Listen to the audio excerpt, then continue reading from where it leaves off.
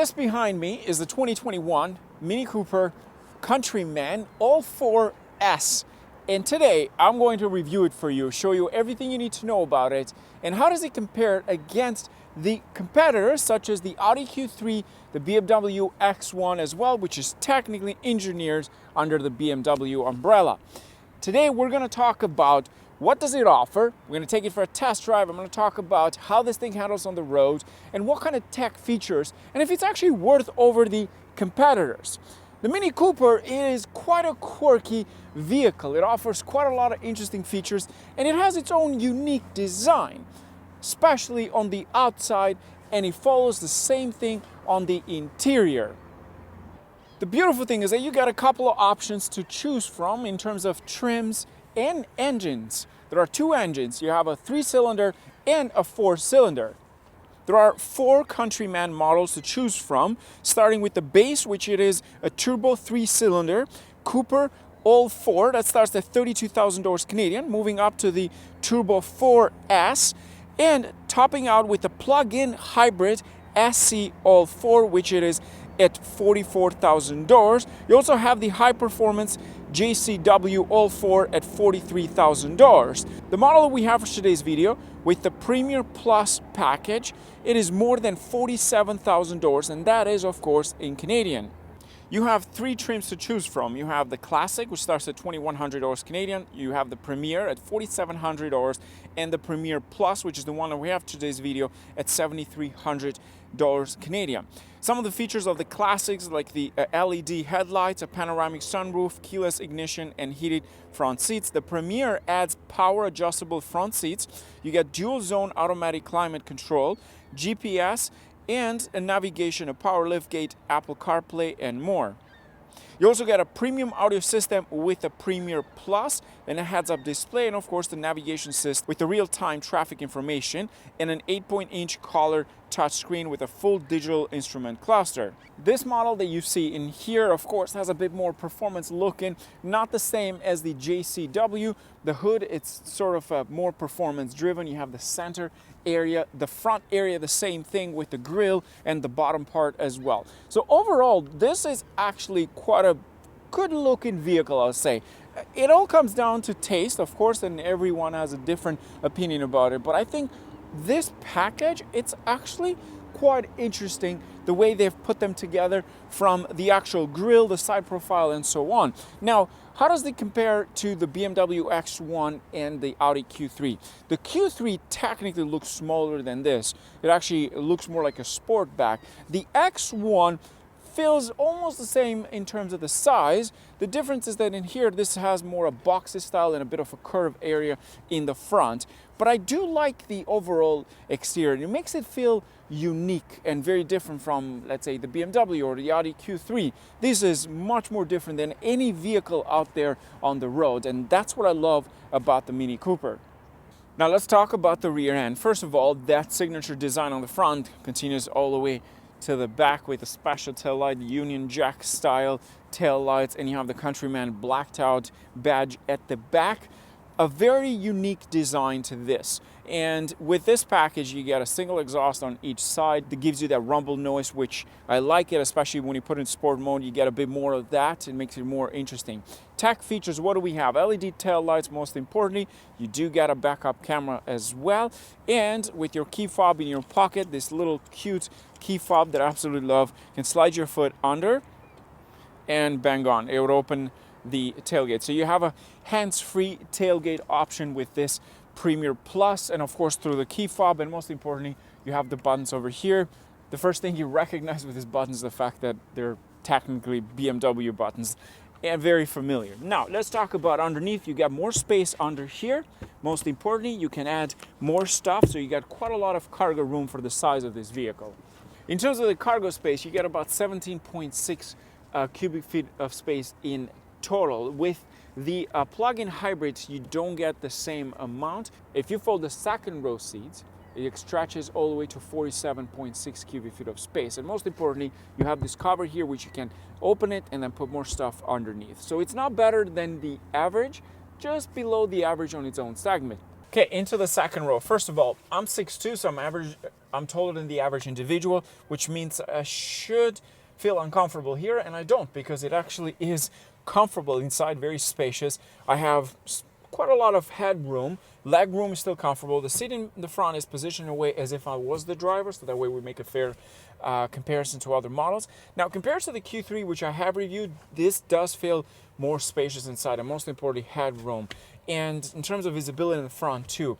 In terms of tech features, we only got two USB-C ports at the bottom, vents, but we have no heated seats in the back, but you do get a full panoramic roof. Now, it is split in half, so you get the one in the back, which you can't close it manually with the actual filter, and then we have one in the front, the same thing. It's split in half, so it's technically not full panoramic roof, but both sides get a bit of a sunlight from here. You can't open the back one, but you can open the front sunroof. It's nice and comfortable inside, beautiful leather interior. I love this headrest. They have that signature Mini Cooper. This is what I love about the Mini Cooper. It's different than any other vehicle that you review. In most vehicles, you get in, you get to see the same kind of steering wheel.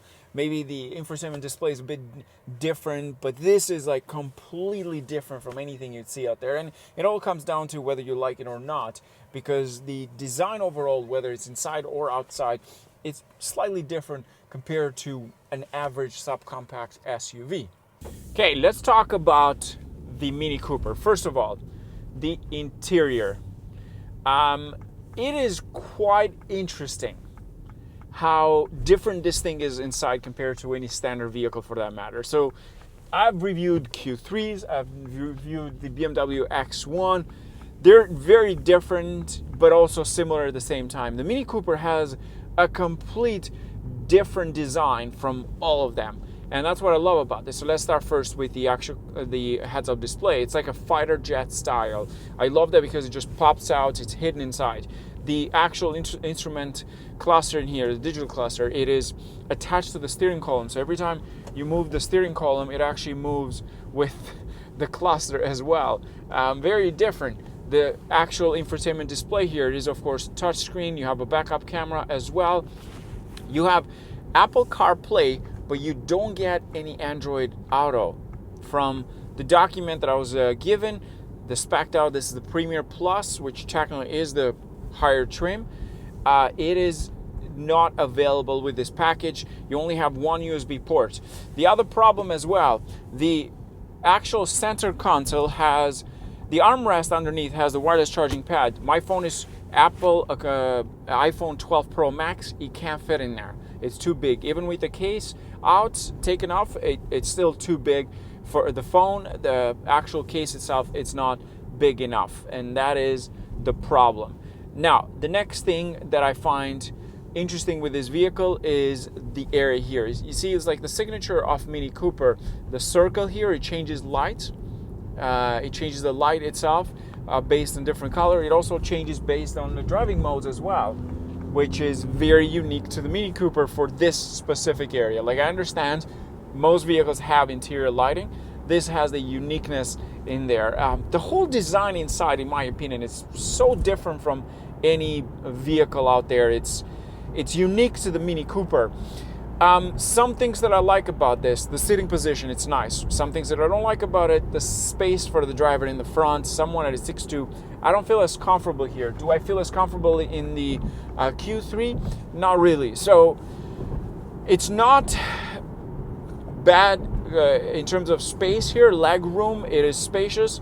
As a driver, you get to enjoy a lot of the space inside here, but someone that is 6'2", the leg room, it's not the best. And if I move further back, the passenger in the back won't have more space unless it is someone that is shorter than I.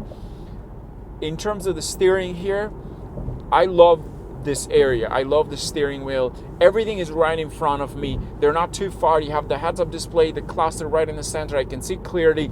They have made the cluster big enough so you can see that it doesn't bother the steering wheel, because you have this center area, the points at the top for grip. They don't impede the visibility of the digital cluster. The actual sunroof, You can open in the front. It has a sunshade as well. And most importantly, you can open the sunroof completely. Let's talk about the noise inside. How quiet does it feel? Is it quieter than the Audi A3? Is it quieter than the Audi Q3 and the BMW X1? Not really. I do hear a bit of the wind noise in here, and I do hear the cars passing by. But if you are two people inside, you can have a decent conversation. You don't have to raise your voice. It's still very well isolated, I would say. It's not the best in the market, but it's definitely isolated inside, and you can have a decent conversation with the passenger, even if you have two people in the back. Visibility, that's the next question.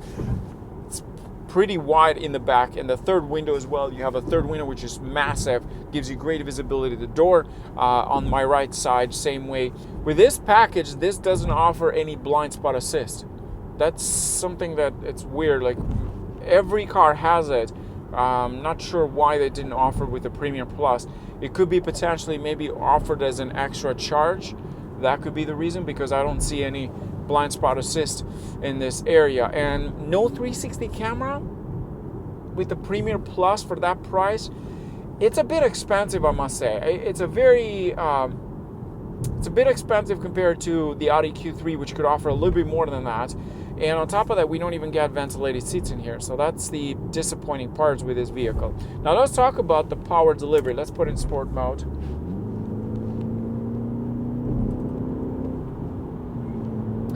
You have two options when it comes to driving modes. You have the sport and the green.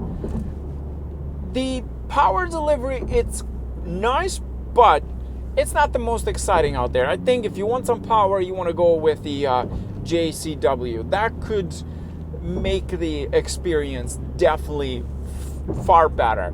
In terms of driver assistance package, we have gap assist, you have cruise control, advanced cruise control as well. We also have lane assist with this package, and as you can see from the button here, we have the pedestrian warning, frontal collision warning as well.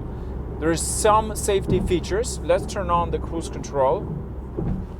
It's not actively steering for you to keep you within the lanes, but it's making sure that you don't bounce left and right. When you turn the signal, it switches, of course, off, so that way you're able to move into the middle lane or the lane that you want to merge. Overall, the Mini Cooper is great, but I feel a bit pricey. But then you have the fans that love a vehicle like this that is different from any other subcompact SUVs.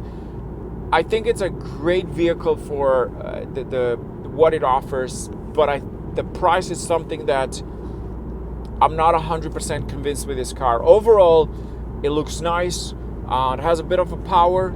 You can enjoy the driving in here. You can enjoy the driving experience, but I think overall just a bit pricey. Other than that, the vehicle is still where it should be in terms of competition, and it comes down to taste, in my opinion, whether you like this kind of design or not. I'm a big fan of this vehicle. I love the smaller version. I don't like the Countryman as much, but I love the Mini Cooper, the standard Mini Cooper. It's a fun vehicle to drive and a lot of fun. This is the same, but if that was me, I would definitely go for the JCW, because I love a bit of power and love a bit of that performance looking style for the vehicle.